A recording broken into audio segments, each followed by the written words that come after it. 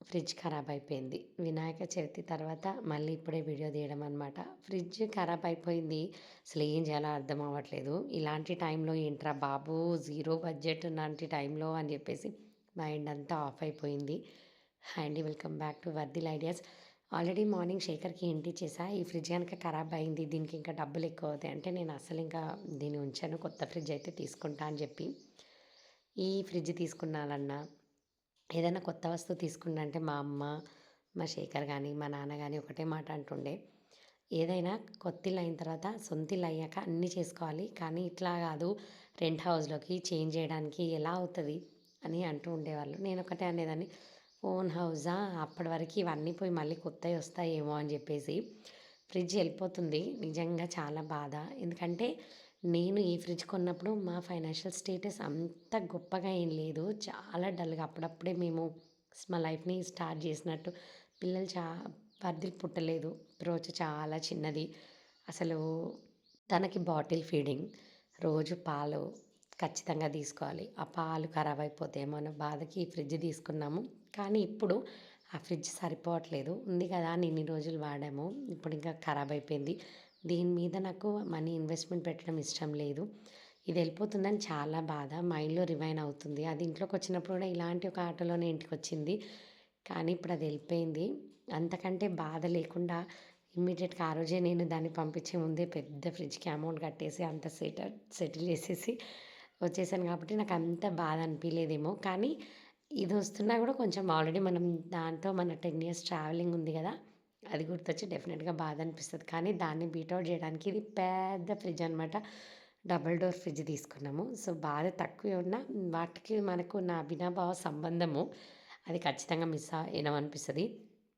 దీన్ని పైకి తీసుకొస్తున్నప్పుడు ఎంత భయమేసిందంటే, అసలు ఇంట్లోకొచ్చి మేము 5 ఇయర్స్ అయింది. ఇల్లు చిన్నదయింది, మారాలి అని అనుకున్నప్పుడల్లా, అమ్మో! నా వాషింగ్ మిషన్ ఖరాబ్ అయితదేమో అని భయపడ్డా. కానీ ఇప్పుడు ఇంకా ఈ ఫ్రిడ్జ్ వచ్చాక నేను ఈ ఫ్రిడ్జ్ ఇంట్లోకొస్తుంటే, నేను ఇల్లు అస్సలు మారను. ఇంకా ఎన్ని సంవత్సరాలైనా ఇంట్లోనే ఉంటా గానీ, నేను ఇల్లు మారే ధైర్యం చెయ్యను అని ఈ ఫ్రిడ్జ్ ఇంట్లోకొచ్చాక ఒకలాంటి అసలేంటంటే ఈ ఫ్రిడ్జ్ మా ఇంటికి సెట్ అవ్వలేదు. ఎక్కడున్నా అడ్డమైపోతుంది. దాని షాడో ఇంటి నిండా పడిపోయింది. ఇల్లంతా డార్క్ అయిపోతుంది. అసలు లైటింగ్ తక్కువైపోయింది. అసలు దీన్ని పైకి తీసుకొస్తుంటే నా టెన్షన్, ఇది ఇంటికొచ్చాక కూడా 4 మూలలు ఏ డైరెక్షన్‌లో పెట్టినా కూడా ఇది అసలు ఇంటికి సెట్ అవ్వలేదు. చాలా అంటే చాలా అసలు భయమైంది చూసారా? ఈ పొజిషన్‌లో పెట్టాం. దీని తర్వాత ఇంకో పొజిషన్‌కి మార్చాం. అసలు ఏమీ అసలు అర్థం కావట్లేదు. సర్లే కొత్తది కదా! అందులో పెద్దది. కొంచెం మనం కూడా దీన్ని యాక్సెప్ట్ చేయడానికి కొంచెం టైం పడతది కదా! అని చెప్పేసి చాలా ధైర్యం చేసుకున్నా. ఈ ఫ్రిడ్జ్ తీసుకునేటప్పుడు ఇప్పుడు నేను అనుకుంటున్నా నా కూతురికి చెప్పాలి, అది అసలు తెలీదు సడన్‌గా అని చెప్పి. లక్కీలీ నేను ఎప్పుడు ఏదైనా తీసుకొని నా కూతురికి ఎలా చెప్పాలనుకున్నప్పుడు కరెక్ట్ టైంకి అది కాల్ చేస్తది. ఇప్పుడు కూడా సేమ్ అలాగే కాల్ చేసింది. ఇంకా నా కూతురికి ఇది చూయించుకున్నాక అప్పుడు నేను కొంచెం హ్యాపీ అయ్యాను. ఇంకా ఈ ఫ్రిడ్జ్ సడన్‌గా అన్నీ జరిగిపోయాయి. ఎంత సడన్‌గా అంటే అంత సడన్‌గా. ఇది చెప్పిన ప్రతి మూమెంట్ మా అమ్మ అయితే సొంతిల్లొచ్చాక ఇదొస్తది గానీ, ఇంత పెద్ద పెద్ద కిరాయి ఇండ్లల్లో పెట్టుకోరు, సఫర్ అవ్వరు. ఇది మారుస్తుంటే ఏదన్నా ఎక్కడైనా ఏదైనా జరిగి మళ్ళీ దీనికేమన్నా అయితే అని, ఇంకా మాకు ఈ మాటలు విని అలసిపోయి మేమింకా కొబ్బరి బొండం బ్రేక్ అయితే తీసుకున్నాము. ఇవి మా తోటలో నుంచి వచ్చిన కొబ్బరి బొండాలు. సో, ఇంకా ఆ రోజు పెద్ద పార్టీ చేసుకునే టైం అయితే లేదు. ఇంకైతే కొబ్బరి బొండాలైతే తాగుతున్నామనమాట. ఇప్పటికి ఇది మాకు ట్రీట్. ఇంకా నెక్స్ట్ డే మా అమ్మ వచ్చింది. మా అమ్మ వచ్చేసరికి దీని ప్లేస్, యాంగిల్ మొత్తం మార్చేసాం. ఇటు సైడ్ నుంచి మళ్ళీ ఈ మూలకి షిఫ్ట్ చేసాం. అప్పుడు కొంచెం ఓకే అనిపించింది కానీ, దీన్ని చూస్తూ మా అమ్మ అన్న మాట కూడా, "ఈ ఫ్రిడ్జ్ ఇంటికి సెట్ కాదు. ఈ ఇంటికి పెద్ద ఇంటికి ఉండాల్సిన ఫ్రిడ్జ్ తీసుకొచ్చేసారు" అని చెప్పేసి ఇంకా సర్లే అని చెప్పి యాక్చువల్‌గా పండగ కోసం మా అమ్మ వచ్చింది.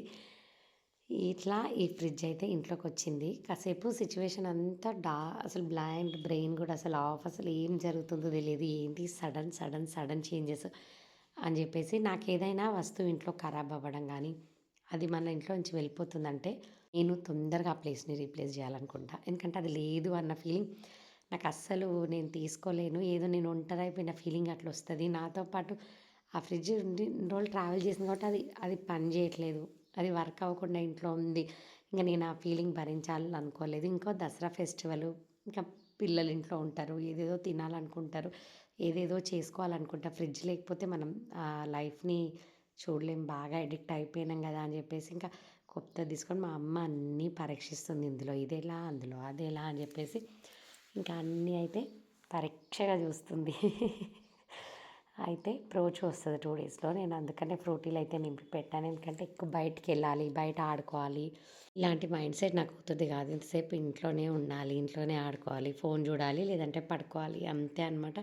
అందుకే అట్లీస్ట్ ఫ్రిడ్జ్ నింపి పెడితే ఏదైనా తినేస్తాను. మా అమ్మకైతే 100 ప్రశ్నలొస్తాయి ఏదైనా కొత్తది అంటే మాత్రం. 100 పక్కా వస్తాయి అడిగినప్పుడల్లా.